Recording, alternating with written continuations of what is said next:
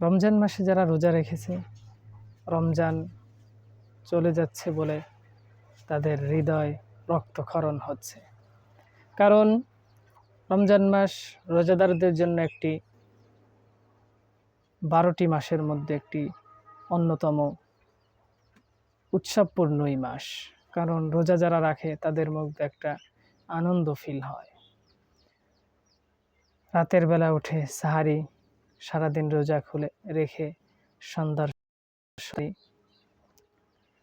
আবার কিছু সময় পরে ইশার নামাজ পড়ে দীর্ঘ সময় দাঁড়িয়ে দাঁড়িয়ে তারাবির সালাত আদায়, একটা আনন্দময়।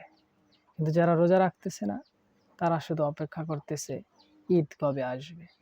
কিন্তু আসলেই ঈদটা হলো রোজাদারদের জন্য। এজন্য আমরা আসুন সকলে রোজার প্রতি মহাব্বত বাড়িয়ে দিই।